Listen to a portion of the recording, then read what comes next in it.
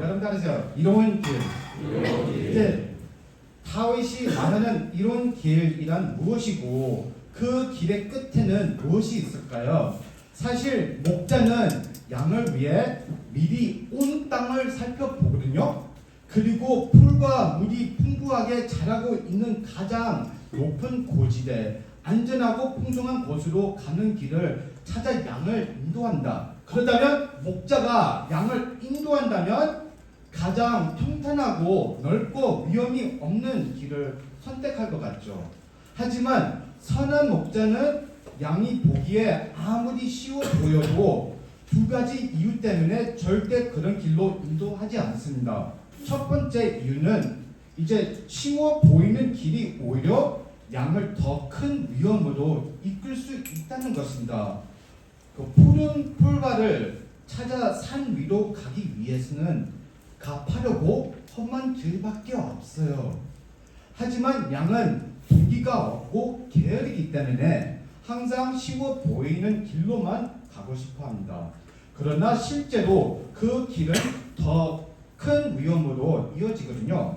왜냐하면 열린 공간에서 양을 사냥하는 바로 이 6가지 주요 표식자가 있기 때문입니다.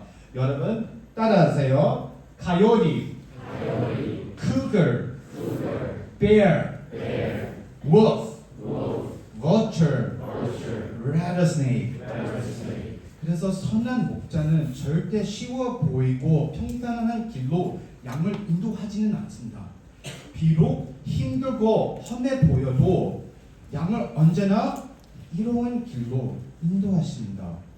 양떼를 안전하게 푸른 풀바로 인도하기 위해 선한 목자는 때로 가장 험난한 길을 선택해야 할 때가 있습니다.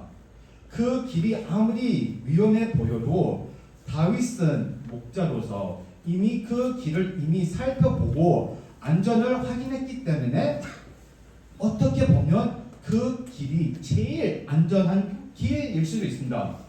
양떼를 인도하기 며칠 전에 목자는 먼저 혼자 목적지까지 가서 양에게 가장 좋은 길을 선택한다. 가시를 제거하고 헐거운 돌을 치우고 벌레나 해충을 없애며 숨어있는 포식자까지 제거합니다. 선한 목자는 자신이 양을 안전하게 지킬 수 없는 길로 절대 양을 인도하지는 않습니다. 양들은 결코 이해하지 못하겠지만 목자는 그 길이 양들을 가장 안전하게 지키고 풍성한 풀바로 인도할 수 있는 유일한 길이라고 확신합니다. 그렇다면 그보다 더 이로운 길이 어디에 있겠습니까? 양이 목자의 음성에 귀를 기울이는 한 그들은 안전합니다. 양이 위험에 빠지는 순간은 오직 목자를 따르지 않고 스스로 자기 자신만 믿고 더 쉬워 보이는 길을 찾아가려고 할 때예요.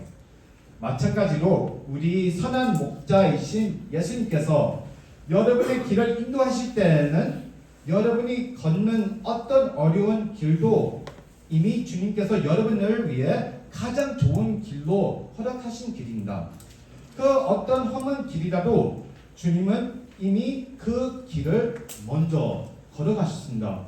그리고 여러분이 그분의 음성에 귀 기울이며 따르기만 한다면 우리 주님은 반드시 여러분을 이로운 길로 인도해 주실 거예요.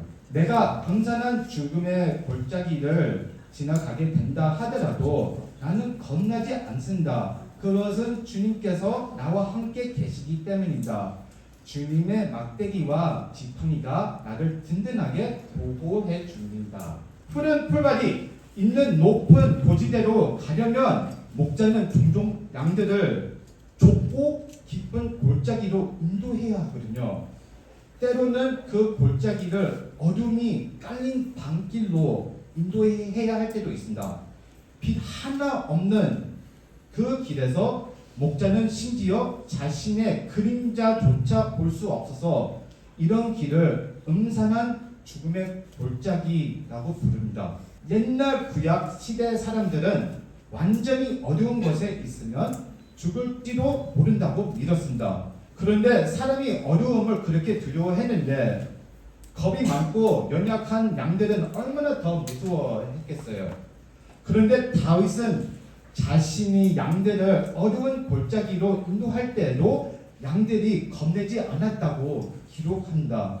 그렇다면 왜 양들은 겁내지 않았을까요? 그 이유는 양들이 자기 목자가 자신들과 함께 있다는 것을 알고 있었기 때문입니다. 그런데 양들은 목자를 볼 수도 없는데 어떻게 목자가 곁에 있다는 것을 알 수 있을까요? 양들이 목자가 자기들과 함께 있다는 것을 아는 방법은 세 가지 있었습니다. 첫 번째는 목소리, 둘째는 목자의 막대기, 그리고 셋째는 목자의 지팡이입니다. 어둠 속에서 목자가 보이지 않을 때도 목자는 양들에게 크게 외쳤습니다. 락 아카라이. 화공이라는 뜻이에요. 양들은 다윗을 볼 수 없었지만 그의 목소리를 알고 있었기 때문에 그 목소리를 듣고 따라갔습니다. 신기하게도 예수님께서 제자들을 부르실 때도 바로 락 아카라이라는 표현을 사용하셨습니다. 마지막으로 예수님의 음성을 들은 게 언제인가요? 지난주? 지난달? 작년? 사실 예수님은 매일 우리에게 말씀하시며 우리 마음속 생각을 통해 부드럽게 인도하신다. 그런데 우리가 예수님의 음성을 잘 듣지 못하는 이유는 주님이 말씀을 안 하셔서가 아니라 우리가 주님께 말씀하실 기회를 충분히 드리지 않기 때문이에요. 먼저 마음을 잠잠히 하고 머릿속 생각을 비우면서 주님의 음성을 들을 준비를 해야 합니다. 자, 여러분, 또한 목자는 항상 막대기와 지팡이를 가지고 다녔습니다.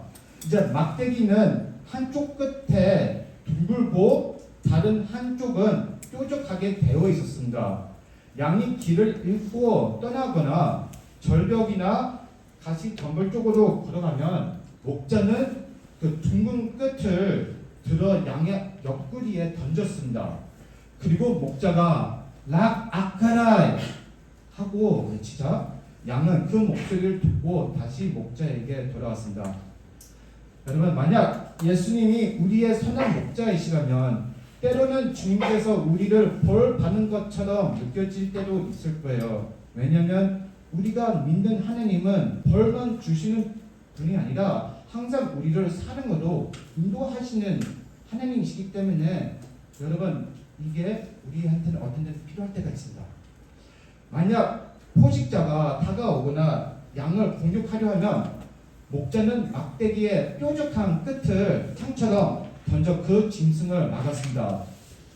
목자들은 이제 약 10m 거리에서도 정확하게 맞출 만큼 뛰어난 실력을 가지고 있었기 때문에 양이 목자 가까이에만 있으면 절대 해를 입지 않았습니다.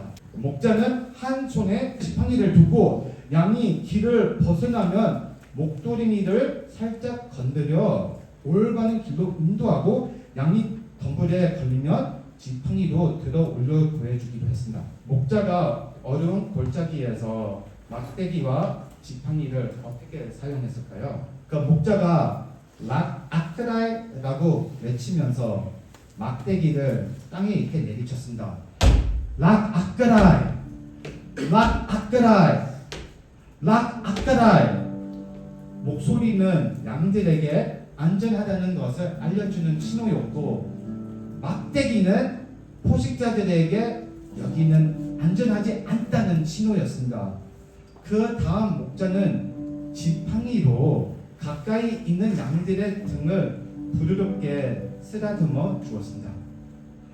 어려움 속에서 양들이 그 위로를 느끼고 뒤에 있는 양들에게 괜찮아, 안전해 라고 소리내어 격려했습니다. 그리고 그 뒤에 양들도 그 격려를 이어받아 맨 뒤 양까지 전달되었어요. 결국 모든 양들이 서로 안전함을 확인할 수 있었습니다. 흥미로운 사실은 목자와 가장 가까이 있는 양들은 목자의 존재와 위로를 몸과 마음으로 직접 느낄 수 있다는 것입니다. 반대로 가장 멀리 있는 양들은 다른 양들의 격려를 통해서 목자가 함께 있다는 것을 깨닫게 됩니다. 이게 바로 우리 블랙스 공동체와 같습니다.